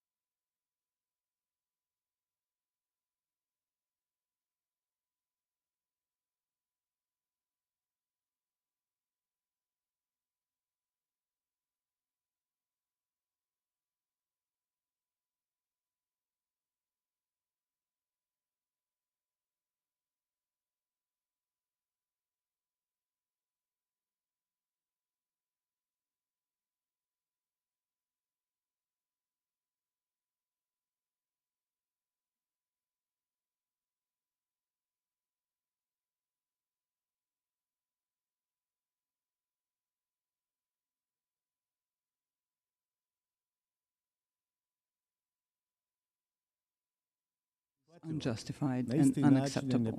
Equally unacceptable is the silence and occasional approval that comes from various political circles around the world. What kind of peace, development, or protection of human rights can we even talk about if this kind of violence is allowed? Violence with forms of genocide against the Palestinian people. Does something like that mean that the political interests of individual countries or the interests of corporate capital are stronger and more important than our common obligation to protect peace in every part of the world and the human rights of every individual in the world? This obligation is a prerequisite for the development and self-sustainability of various societies. This is a major challenge that we are facing today, and we cannot run away from that challenge. We must not continuously silence this interest for the sake of some higher opportunistic interests. Let us just remember the phrase, silence is actually an expression of either cowardice or approval of cowardice. Dear sir, allow me to briefly say something about my country, Bosnia and Herzegovina. A little more than 30 years ago, Bosnia and Herzegovina was faced with aggression coming from neighboring countries. At that time, the United Nations formed a peacekeeping military force called UNPROFOR, with the participation of countries that expressed interest in such endeavor. The role of UNPROFOR was such that they were, to a large extent, mere observers of a series of war crimes, ethnic cleansing, and ultimately genocide committed by the aggressors of Bosnia and Herzegovina. Of course, there were also positive examples of UNPROFOR's activities, which should certainly not be forgotten, and we are sincerely grateful for that. Unfortunately, a stain remains on that United Nations mission. Certain UNPROFOR commanders did not want to activate airstrikes in order to prevent ethnic cleansing, especially the genocide committed in Srebrenica in July 1995. Unfortunately, genocide was committed in Srebrenica. Hundreds of thousands of citizens throughout Bosnia and Herzegovina lost their lives during the aggression. Many more were injured, and more than 1 million citizens of Bosnia and Herzegovina were displaced around the world. I would like to briefly remind you that the International Criminal Court in The Hague, established by these very United Nations, has found the guilt of several individuals for committing genocide, as well as the existence of a series of joint criminal endeavors. They all had the same goal, ethnic cleansing with the creation of ethnically pure parts of the territory in Bosnia and Herzegovina, in order to separate these parts from Bosnia and Herzegovina and annex them to neighboring states. A little over a year ago, here at the United Nations, we worked together on the adoption of the resolution on the genocide committed in Srebrenica. I consider that a major step forward and an important document, not only for Bosnia and Herzegovina, but also more widely. The strength of that resolution lies in its intention to prevent the possible commission of some new genocides, which could happen anywhere in the world. Although we were faced with lobbying from several countries not to adopt such a resolution, it was nevertheless passed. This created a new environment of preventive action through a culture of remembrance, so that genocide, the most terrible war crime. All right, guys, back here on the Fox 5 Live Zone. Well, look who's back. I feel like we haven't seen each other since World War II. Well, like 2 weeks. Actually, I was on vacation last week, and then you were on vacation. Why? Because you were celebrating a birthday. A birthday! Happy belated. Now I'm old. No, you're not. I think I'm not going to tell your age, but I saw you post it. I'm like, oh my God, you're still a young person. A 20-something. Yeah. Still. Yeah. For the time Embrace being. it. Love we'll it. See. Yeah, you won't be that forever. I know, and all of the wrinkles to show for it. No, you won't. Annie Mae joining us for our Thursday Talkers right here on the Live Zone. Speaking of talking, right before we sat down, I said, Annie Mae, this will pertain to you. In this case, a new study says, well, women speak on average 20,000 words per day. Men, on average, speak 13,000 words per day. So women speak 7,000 words more than men. Researchers suggest this may be linked to brain structure and communication styles, with women generally being more expressive in social. Okay. What say you, Annie Mae? Oh, I don't shut up. I do not shut up at any hour of the day. The one time when I do leave here and I'm alone, I'm like talking on the phone. So I'm either doing that or usually that's when my numbers dip for the day, right?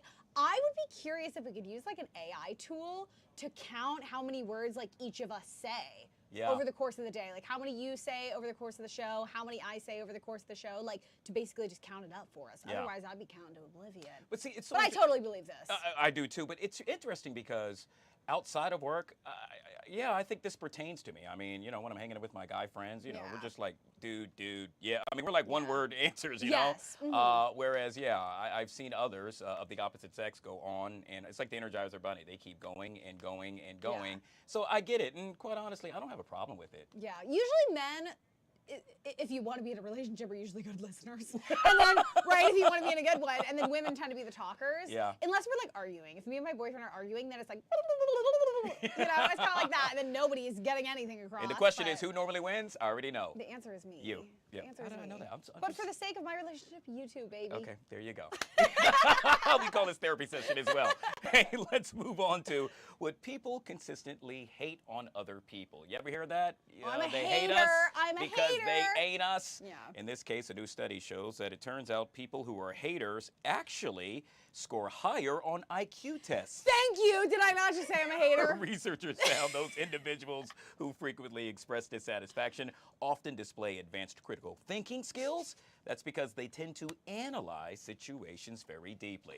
Is that you, Annie Mae? Are you a hater? I emotionally connect to this. I'm the biggest hater ever.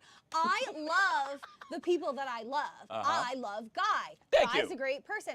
I'm a big hater when I don't feel like you are you know, performing to your like highest capability, if you're not good at your job, like I'm a hater.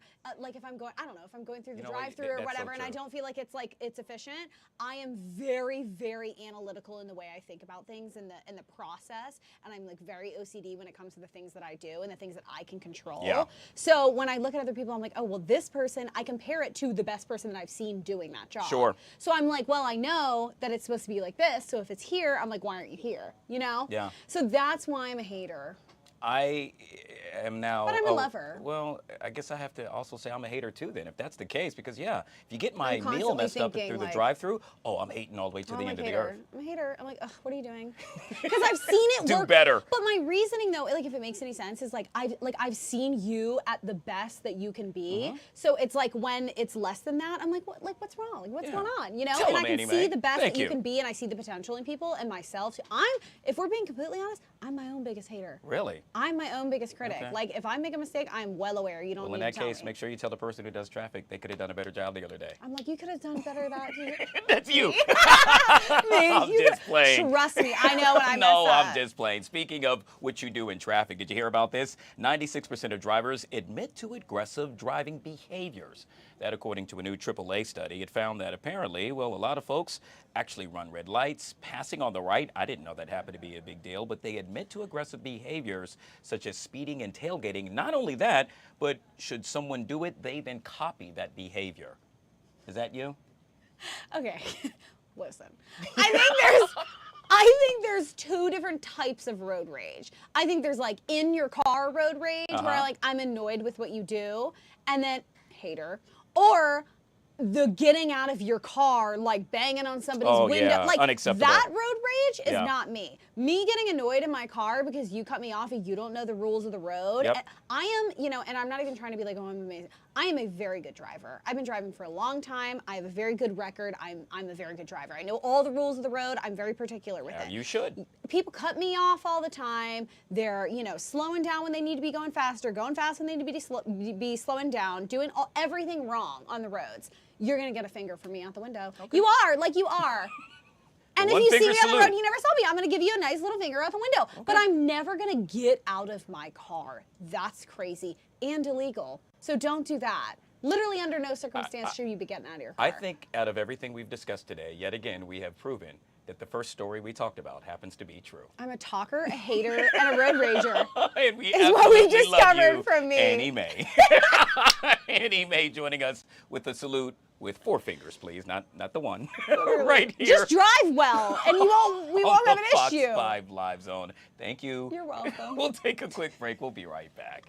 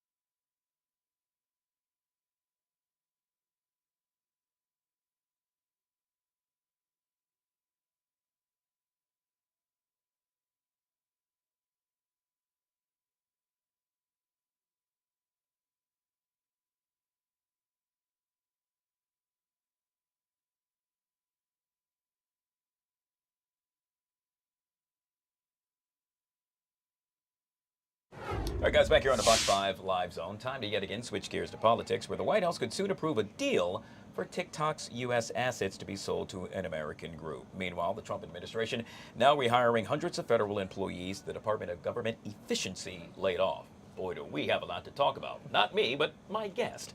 I'm pleased to say that we're joined by the Honorable Erica Adeyemi, former Georgia State Representative and now political strategist yet again on the Live Zone. Good to see you, my friend. It's Welcome back. so good to see you. Thank you so much for being patient. We've had a busy day, and I know you've been waiting for quite some time. No, it's great. It's great. I've been listening and hearing. It's great stuff. All right. Well, let's jump right into it. We know that President Trump is cracking down after shots rang out in Dallas yesterday. This was just horrific. The sniper reportedly opened fire from a nearby rooftop, shooting 3 detainees who had been sitting inside a transport van. Now, authorities say the shooter killed an ICE detainee and injured 2 others before then turning the gun on himself. ICE says the entire building was sprayed with bullets. The FBI now calling it a targeted attack. Your thoughts on all of this? In 2024, we've had over 499 mass shootings. And so when are we really going to talk about gun control and cracking down on the guns? When you look at other countries that do not allow assault rifles, do not allow these guns to be in their communities, you don't see these numbers. It's statistics, it's facts. And so we can talk about, oh, this is a targeted attack. We can talk about, you know, how he did it or what was on the bullets is what's the headline right now. But let's talk about how we can stop these mass shootings all across America. And until we talk about that, we're going to keep seeing this happen over and over again. I hate to say it, but it's the truth. Some would argue that perhaps with that stance, and I'm playing devil's advocate here, that there's a lack of empathy, if you will, for the actual the ICE employees that were alleged to have been targeted. And so with that being said, you're not saying that, correct? No employee of any sort, agency should have been targeted in any way, form, or fashion. No one should be targeted. No one should be targeted, and no one deserves to be doing their job and to have a fatality. No one deserves to be shot. No one deserves that. However, what I'm trying to say is that at the end of the day, if we want to protect the ICE agents, if we want to protect the detainees, then we have to get serious about gun control. Got it. If we want to protect them. And so we can talk about why it happened. We can talk about what the motives were, and that's what is the headline. But the headline should be, how do we get control of these guns and get them off the streets to where people that have mental issues, people that should not be having these guns, have them, and they can have them anytime, anywhere with these gun laws. Staying in the realm of the Trump administration, we now know that the Trump Department of Justice is moving to really indict former FBI Director James Comey. Now, this comes days after President Trump called for criminal charges. By the way, Comey is accused of lying to Congress back in September of 2020 over the agency's investigation into Russian interference in the 2016 election. It appears the target, if you will, is now on Mr. Comey. Today is Mr. Comey. Tomorrow it's one of Trump's political enemies. He is pressuring Bondi right now to make sure that she pushes criminal charges on anyone that Trump doesn't like, especially his political opponents. And that's what we're seeing right now. You know, there's been over 100 individuals that have been charged in these Russian hoax, or what they like to call the Russian hoax, or the Russians that were, you know, trying to get into interfere in our elections, which has been proven that they were. And so we have seen it. And so what we don't want to do is, we're in a democracy. Sure. Okay? We're in a democracy. And so what we don't want to do is say, you know what? I can't prosecute this person because they were wrong. I can't do my job because I have political pressure on me. And that is what essentially the president is saying. Putting this pressure on political people that are in charge, people that were there, where James was in charge before. But we have to really stop that, because we're trying to use these scare tactics so people are not able to do their jobs. And it's a scary thing, that the day that we live in right now, where people are scared to do the job that they were hired to do and sworn in to do. It's really interesting. I got to tell you, I'm really curious to see how all of this will play out. Yeah. Speaking of things playing out, in this case, we want to talk about, well, the Trump administration now rehiring hundreds of federal employees that the Department of Government Efficiency laid off. Now, a General Services Administration memo says some employees who lost their jobs under Elon Musk's cost-cutting efforts now have until the end of the week to accept or decline reinstatement. It looks like it's a complete 180 by the Trump administration.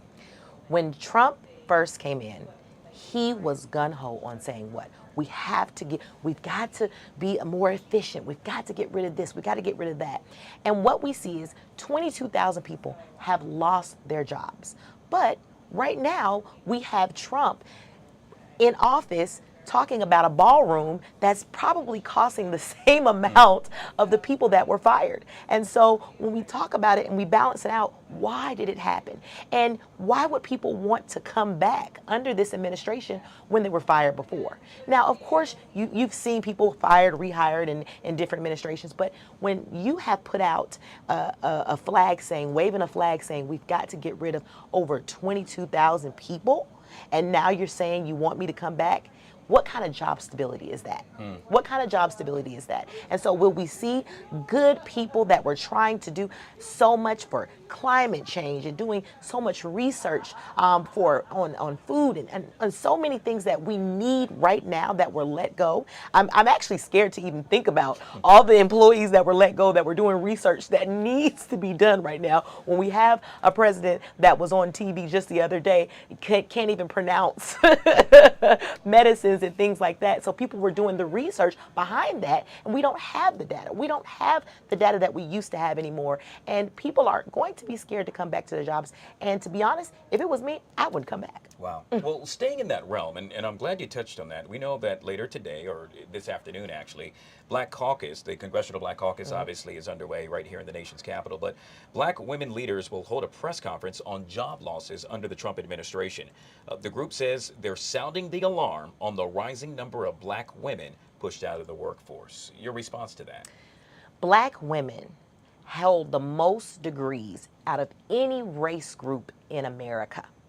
And with that being said, we still are not making the money that our white counterparts are making. So does the alarm need to be sounded? Yes, it does. Loud and clear. Statistics can show you the data. every single day hearing out that they are not making the money that they deserve, and they're the most educated, most qualified. So yes, CBC, I'm excited that I'm here to be able to participate in CBC, and I'm excited that they are doing this press conference, because people need to know what is going on and the alarm needs to be sounded. We'll end with this, and that is, are you a fan of TikTok? Yeah, Okay. yeah. I have a 15-year-old. Oh, okay. So. Well, then you're definitely a fan. Then we'll make sure that 15-year-old helps me out, because I really need help in regard to that. I need help too.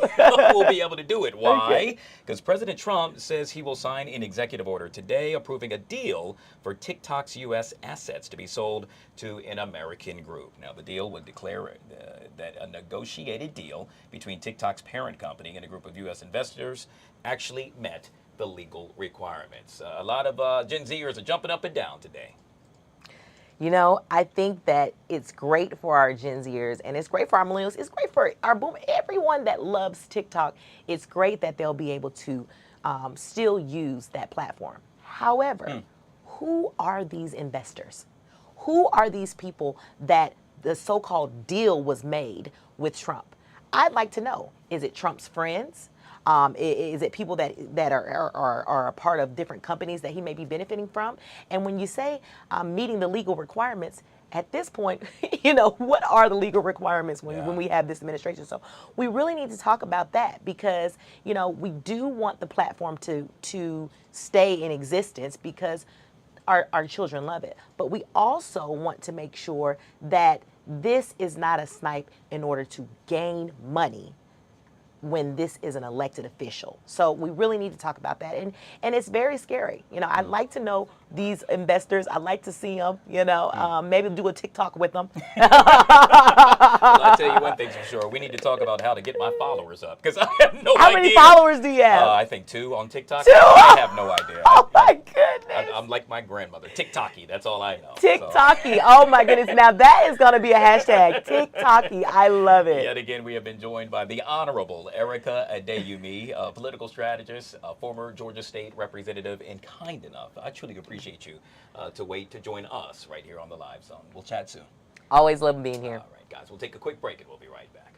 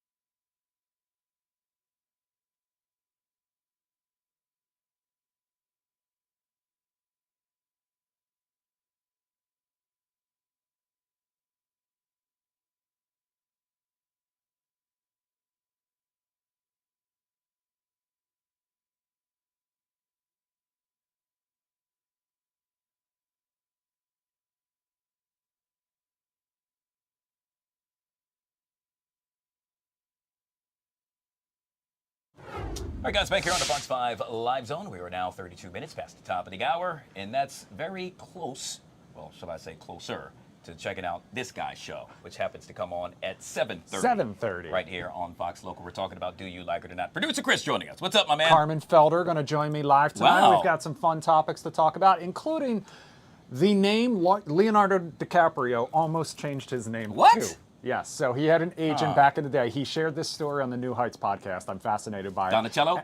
No, that would have been good. Michelangelo? I know, right? Any of the Ninja Turtles slash, famous Italian artists would have been perfect. No, it's not what you think. And really? Honestly, it's funny because, they talk about the power of a name. And if he had changed his, let's just say, you would have had a totally different perception of who this human being is. So that's just your tease. If you haven't seen it, stick around. We'll chat about it a little later tonight. And I'll also share one of my favorite Hollywood almost name changes as well, because Keanu Reeves almost did not go by Keanu Reeves in Hollywood. He had another listed credit, and it's fantastic. All right. But that's not what we're talking about. We're talking about Jesse McCartney, the pop star. He is back. He's got a new EP. It's out right now. It's called Weightless.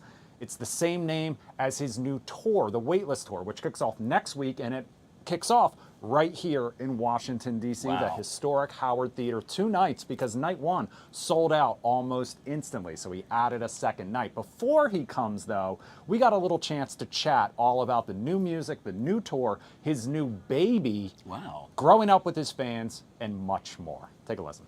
All right, Jesse, you probably won't remember this, and we are recording this on a Wednesday, but I'm going to pretend it's Throwback Thursday and take you on a little trip down memory lane, because the last time you and I chatted was 11 years ago, June 2014, and I was looking at a picture, which I have right here on my phone, this picture of you and I was thinking to myself that you have not aged a day, sir. Please. But then I went on your Instagram, and I saw you complaining about your Jesse McCartney. Yeah. Yep. So well, first of all, how are you? I think that's also a result of just having a very young social media team. I think they just see like me at 30, my 30s, and they're like, oh, we should do grandpa trends on Instagram for you. But that's the way it goes. Also, like my knees probably need a little oil here and there. But overall health is really great. Life is really great. Going back on the road, so my knees better hold up for the next 6 shows that I'm doing over the next couple months. So can't complain overall. Jesse McCartney is leaving home and heading back on tour. And while he's no stranger to life on the road, he says this tour hits a little different thanks to my baby.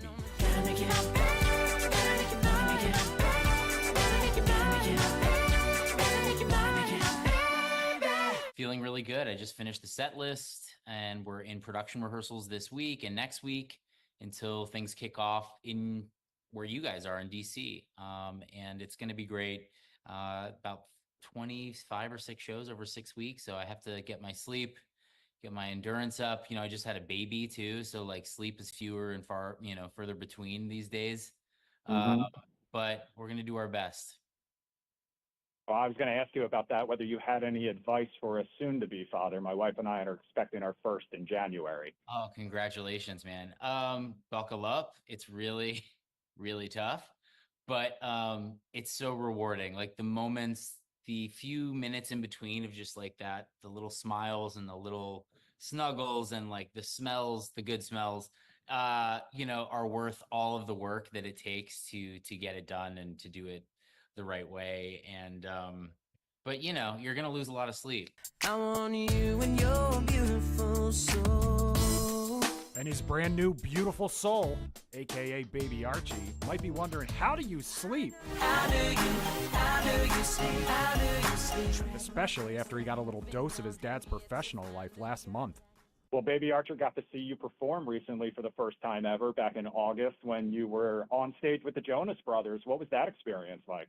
It was really cool. Yeah, the Joe Bros invited me out at MetLife, which was really nostalgic for the fans, but also for us, because we both we all grew up on the East Coast. They grew up in Jersey, and I grew up in New York, and I'm a big Giants fan, so it was just amazing to play at MetLife, once in a lifetime opportunity. And it just happened to be that our son was born like a month prior to that. So his first show was at MetLife Stadium. I'm like, how am I ever going to top this? And while Jesse may be living the good life, 'Cause it's a good life, so why y'all tripping? he says it's always better with you, the fans. But I know I'm better with you. What is it like to kind of see your fans going through those same life milestones with you along the way and kind of growing up with you. It's kind of cool. And, sometimes I forget that we're all growing up together and things, certain chapters will happen in my life. And I'm like, oh, are they going to get that? And I'm like, wait, we're all growing at the same rate and aging at the same time. And it is nice. I mean, it's kind of nice for them. It's nice for me. And I know that the things I've been through that I like to communicate through music are things that they'll understand. And I think it's nice for them that the person that they've been listening to, some of whom have been listening for 20 years, and it's like, oh, now he's talking about this, and I just went through that. I just went through childbirth or having a family or, losing somebody important to me. And it is really nice. Music is that common denominator, and I feel super blessed that I get to do this for a living, and I also get to communicate that way with so many people. So yeah, and I think they're really excited that a lot of the venues on this tour are seated because, we're all of our knees are growing at the same rate and we all need a place to sit. As for the new EP and the new tour, Jesse says he's ready to rock you.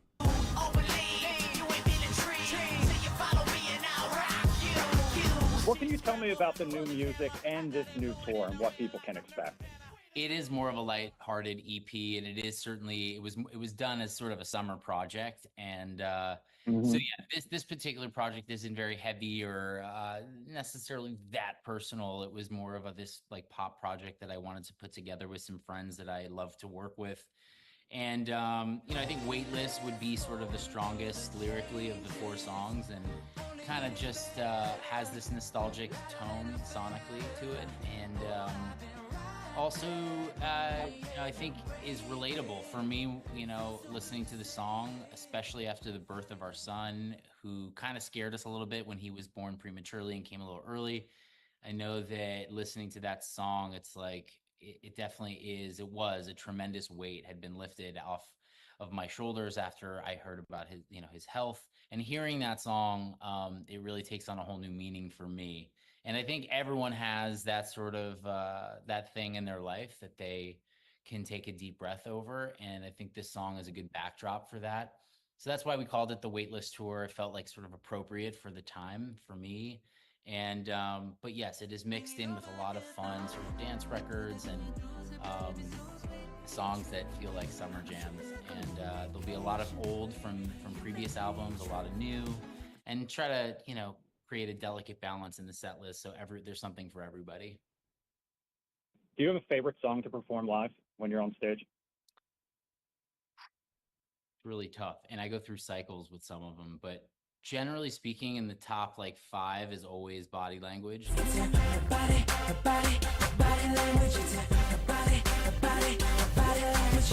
It's just a great fun song. It's got the perfect tempo, and it gets everybody going. And I would say probably on the ballad side, maybe Bleeding Love, which is a song I wrote that a lot of people don't know that I wrote. You cut me open and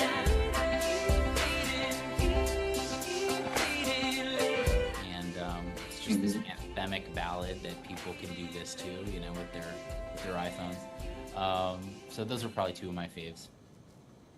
Wow. What a great interview, Chris. Thank you very much. And yeah, Bleeding Love, everybody knows it from Leona Lewis, I think. So Yeah. Definitely the one that gets you waving the smartphone around. Remember, you can catch Jesse McCartney. He'll be right here in DC next week, September 30th and October 1st. September 30th, sold out. October 1st, tickets on sale now. Yeah, I love that song with T-Pain. Anything T-Pain Anything T-Pain touches, Body Language. Listen, I don't speak Japanese or French, but the way your body moving definitely makes sense. A classic. Good stuff. Producer Chris, and by the way, don't forget to check out Do You Like It or Not tonight at 7:30 right here on the Fox Local app. Hey, if you like that, you're really going to like this. Coming up next, the Prince of Sophisticated Soul. I'm referring to none other than Will Downing. He joins us right here in studio on the flip side of this break.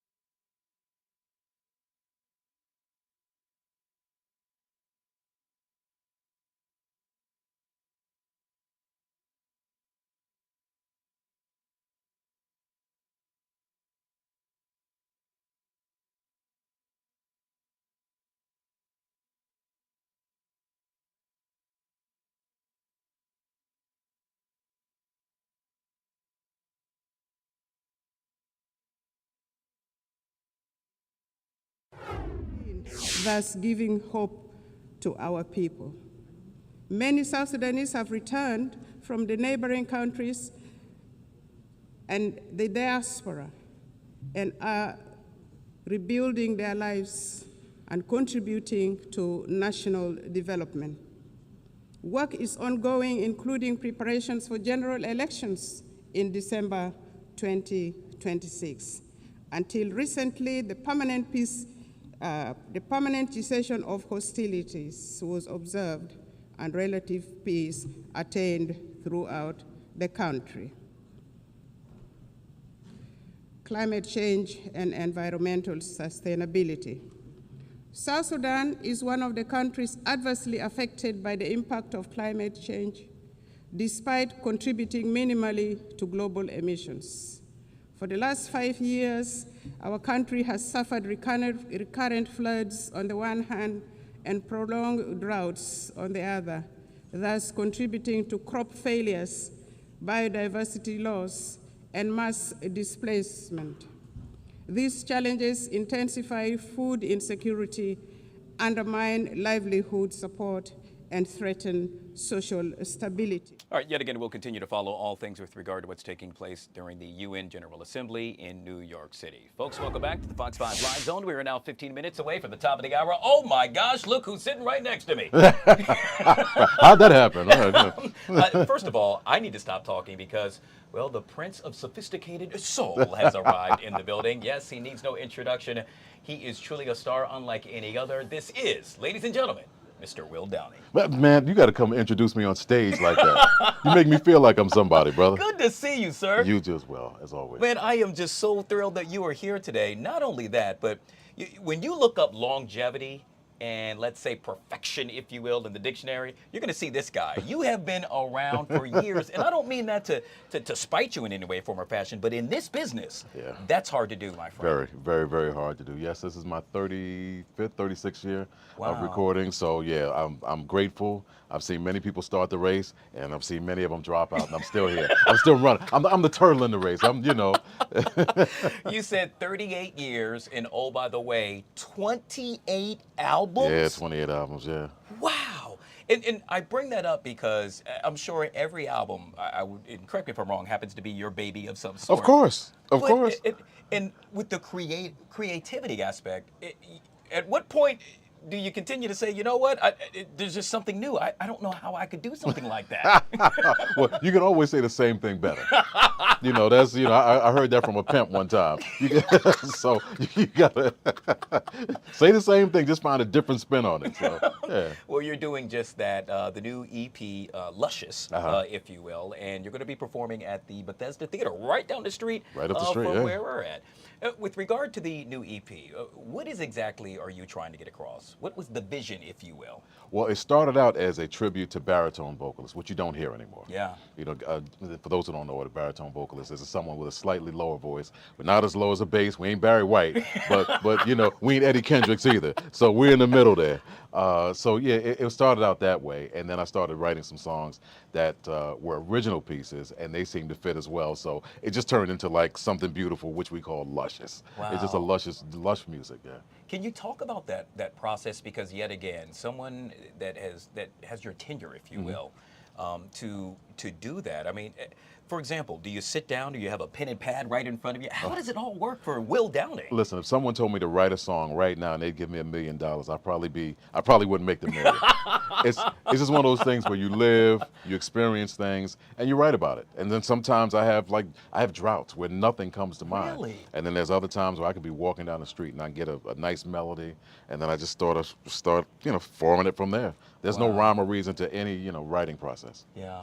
Not only have you put amazing work forth for the world to hear, but you've had an opportunity to work with some amazing artists. Anyone in particular that really just stood out to you? Well, Stevie Wonder is probably, I worked with Stevie. And Stevie became like one of my great friends, but we started out like, I was ready to choke him.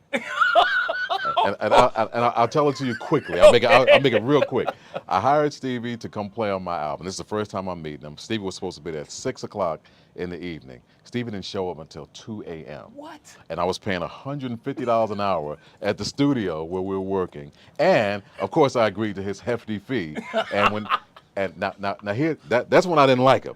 He became my best friend when he called a week later and just said, hey man, the fee, just go and waive it. Wow. And that's what I said, man, you my man, 50 grand. You and I, we good. We cool as the other side of the pillow. We Oh good. gosh, there are so many jokes I could align with that. Yeah, well, yeah. I won't do that. There we go. We'll stay Smart. in his good graces, Smart. and I want to stay in yours as Well, well. no, don't worry about me. When you take to the stage this upcoming weekend, yet again at Bethesda Theater, what is it that all your fans can expect from you? The best of what I've done for the last 30 some odd years. So I take all the songs that they know and they love, and we bring them to life, and we incorporate the brand new along with the classics. So you get the best of what I've done for all those years. And of course, at the end of the night, someone says, you didn't sing my song. That happens every night. Wow. When I say, well, what's your song? And they say, well, it was on album 8. It was song track 5. I was like I know what you're talking about. So we have a great time, a very interactive show. You know, so it's all songs that you know and love, though. Sure. Guaranteed. But with 28 albums, are there certain songs that, not that you don't love them, but perhaps you no longer know the words? If you probably asked me to do something that might have been a B-side, yeah. I sometimes hear stuff and I don't even remember recording it. I mean, that's the honest truth. I hear stuff on the radio and I'm like, when did I cut that? Or what was that from? So, but we do all the smashes. Yeah. All the smashes. Million Ways Nothing's Ever Felt Like This, After Tonight, Stop Looking Less. We do all the classics when you come to the show. Wow. We'll end with this, and that is, it's really, they say no question is a dumb question. Perhaps this one is. Do you still love it? Of course, I ain't good looking and smart like you. So it's not like I have a whole bunch of options, all right? This is what I do. They keep sending them Williams to my house. They ain't Bills because they too big to be Bills, abbreviated. I call them Williams. As long as they keep sending them Williams to my house, I'm going to keep recording. I'll tell you one thing, if this music thing doesn't work out, you could be a comedian. Because you are funny. Man, thank Ladies you, and gentlemen, this is the Prince of Sophisticated Soul. Put some respect on his name. I'm referring to Will Downing. You see it right there. He's performing at Bethesda Theater. You can get your tickets right now, but, well, we say not now, but right now. Right now. Here we go. Enjoy none other than the man that does amazing work. I truly appreciate you coming on Man, the show thank today. you, brother. This Thanks was for really having me. awesome. Good to see you. Ladies and gentlemen, yet again, Mr. Will Downing. We'll take a quick break and we'll be right back.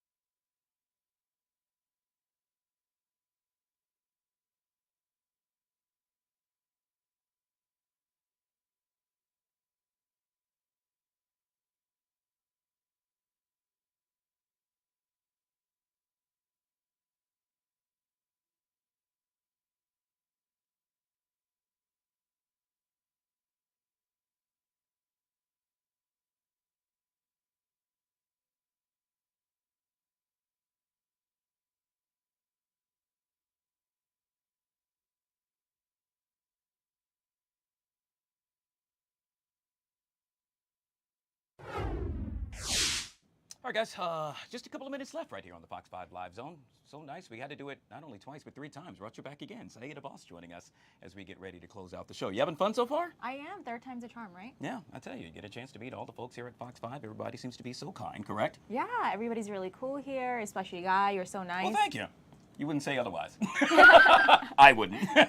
Hey, as we wrap up the show, it's really interesting. Chris brought this up yesterday, and obviously you're going to get a chance to check out Chris tonight on Do You Like It or Not, but he was making reference to the whole bringing back the reboot, if you will, of Baywatch, which it's really interesting because I remember as a kid, which I'm dating myself yet again, that, yep, used to plop down in front of the TV and watch them do what they do.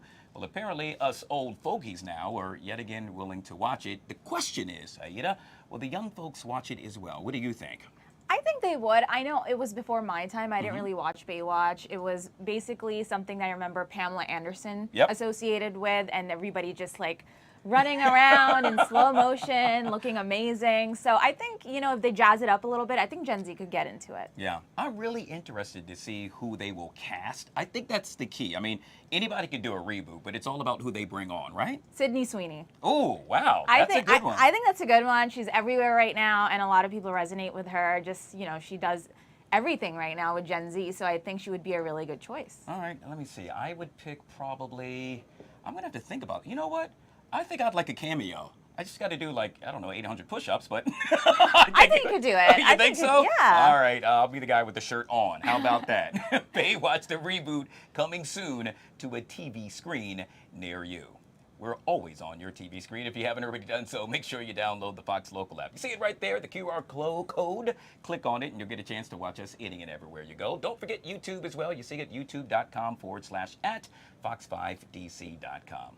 On behalf of my producer, Remy, I'm Guy Lambert, and you are? Saida Boss. Try saying that fast 3 times. I'm going to get it by the end of the day, folks. Thank you so much for watching. The Take, coming up next, right here on Fox 5.